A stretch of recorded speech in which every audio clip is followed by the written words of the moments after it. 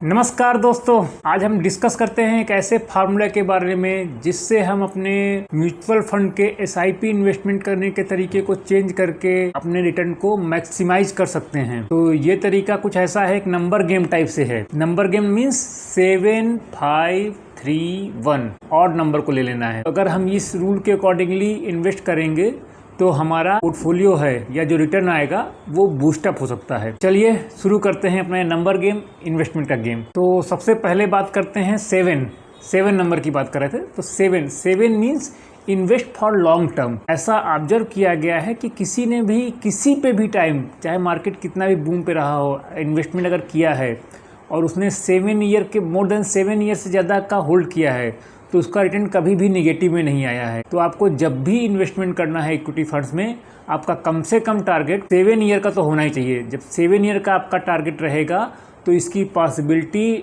ना के बराबर है कि आपका रिटर्न कभी भी निगेटिव हो, क्योंकि मार्केट तो ऊपर नीचे होता रहेगा बट आपका रिटर्न जो है वो पॉजिटिव ही रहेगा। That is very much sure when you are investing for 7 and more than 7 years.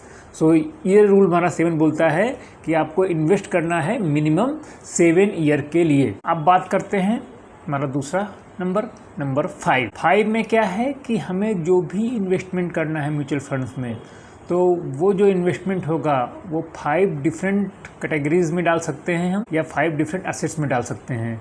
Like आपका जो इन्वेस्टमेंट होगा वो क्वालिटी में होगा, क्वालिटी टाइप के जो म्यूचुअल फंड्स हैं जो हाई क्वालिटी स्टॉक्स में इन्वेस्टमेंट करते हैं। नंबर 2 वैल्यू इन्वेस्टमेंट, जो ऐसी कंपनियों में म्यूचुअल फंड इन्वेस्ट करते हैं जिनका पी कम है या जो अभी अंडर वैल्यूड हैं। मीन्स उनका फेयर प्राइस 100 रुपये चल रहा है बट एक्चुअल प्राइस अभी 90 रुपये चल रहा है, तो वो एक वैल्यू इन्वेस्टिंग बोलती है कि आपने एक अंडर वैल्यूड कंपनीज को खरीदा। तीसरा है growth at the rate reasonable price, की हाई ग्रोथ स्टॉक्स हैं बट उनको हमको रीजनेबल प्राइस में लेना है। जस्ट लाइक अभी का सेक्टर हमारा चल रहा है तो ये ईवी सेक्टर हो गया, ड्रोन सेक्टर हो गया, जो कि हाईली ग्रोथ में है, बट इनमें जो कंपनियां हैं इनको लेना है but at A reasonable price. And फिर है mid cap and small cap companies में आपको पैसा लगाना है, तो वो उन सेक्टर के म्यूचुअल फंड्स को भी आप लेना है जो mid cap and small cap में लगाते हैं।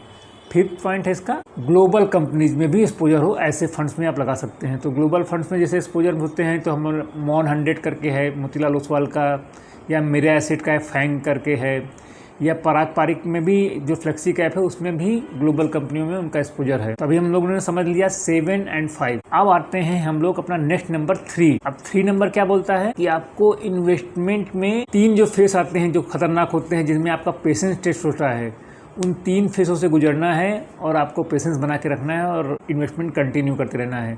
तो वो 3 फेस कौन कौन से होते हैं? पहला फेस होता है डिसअपॉइंटमेंट फेस। आपने आके म्यूचुअल फंड में पैसा लगा दिया और जब 1-2 साल हो गए रिटर्न देख रहे हैं आप, तो 7 to 10% का ही रिजल्ट आ रहा है, तो आपको डिसअपॉइंट हो रहा है, यार कोई मज़ा नहीं आ रहा, कोई एफडी के बराबर ही आ रहा है, तो उसको बोलते हैं डिसअपॉइंटमेंट फेस। तो ये आपकी साइकोलॉजी को टेस्ट कर रहा है, डिसअपॉइंटमेंट। सेकेंड फेस आता है, सेकेंड फेस रहेगा आपका इरिटेशन फेस। इस फेस में आपको जो रिटर्न आएगा वो 0 से 7% के बीच में आएगा। आपको लगेगा यार मैं एफडी तोड़ के आ गया, यहाँ लगा दिया, यहाँ तो एफडी से भी कम रिटर्न आ रहा है, तो आप इरिटेट हो जाएंगे। तो इस फेस को बोलते हैं irritation face. And third phase है इसका, जो आपकी साइकोलॉजी को एकदम जम के टेस्ट करेगा, वो है पैनिक फेस, जब आपके रिटर्न नेगेटिव में दिखने लगेंगे। तो ये फेस बहुत ही खतरनाक होता है, काफ़ी कम लोग इसमें पेशेंस बना के रख पाते हैं, लेकिन इन तीनों फेसों से आपको निकलना है, आपको इन्वेस्टमेंट कंटिन्यू करते रहना है, तो आपका ये 3 नंबर का पॉइंट भी सॉल्व हो जाएगा। तो ये आपका 7 समझ में आ गया, 5 समझ में आ गया, 3 समझ में आ गया। अब आते हैं हम नंबर 1। नंबर 1 क्या बोलता है कि आपको अपना इन्वेस्टमेंट एसआईपी में हर साल बढ़ाना है। 1 मतलब 1 साल हो जाने के बाद में बढ़ा देना है, तो इसको स्टेप अप एसआईपी भी बोलते हैं।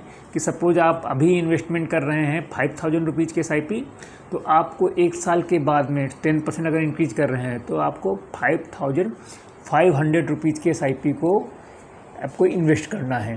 तो ये 1 नंबर हो गया। तो बेसिकली ये एक नंबर गेम था जिसके कारण हम अपने रिटर्न को मैक्सिमाइज कर सकते हैं। तो 7 नंबर डिनोट कर रहा था वहाँ पे कि कितने लॉन्ग टर्म के लिए हमें इन्वेस्टमेंट करना है। 5 नंबर डिनोट कर रहा था कि कौन कौन से सेक्टर में या कौन कौन से टाइप के म्यूचुअल फंड्स में हमको इन्वेस्टमेंट करना है।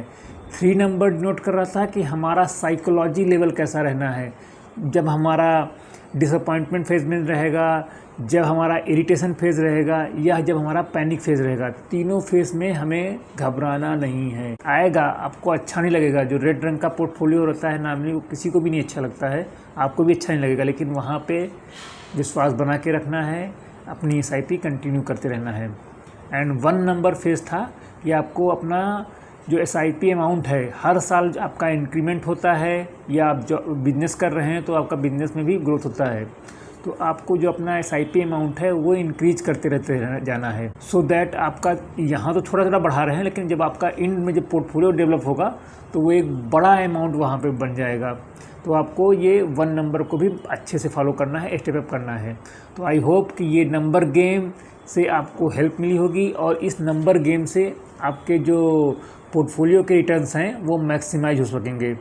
और बिल्कुल भी घबराना नहीं है। 3 नंबर पॉइंट याद रखना है कि हमको हो सकता है डिसअपॉइंटमेंट फेज में जाएं, हो सकता है इरिटेशन में जाएं, और हो सकता है पैनिक में भी जाएं, मतलब नेगेटिव में भी जाएं। तो जब नेगेटिव जा रहे हैं तो आपको बेस्ट यही सोचना है कि ये अमेजन की सेल आ गई है, अब हमको अच्छे से शेयर खरीदने हैं और अच्छे से इन्वेस्टमेंट करना है, और सस्ते में इन्वेस्टमेंट हो रहा है तो खरीदते जाओ। तो ऐसे करके हमें अपना इन्वेस्टमेंट करते जाना है, और देखेंगे आप कि अगर आप मोर देन 7 ईयर रहेंगे तो आप एक अच्छा रिटर्न जरूर लेके आ सकेंगे। तो ये था आज का हमारा वीडियो, जिसमें हमने डिस्कस किया SIP म्यूचुअल फंड के 7-5-3-1 रूल को।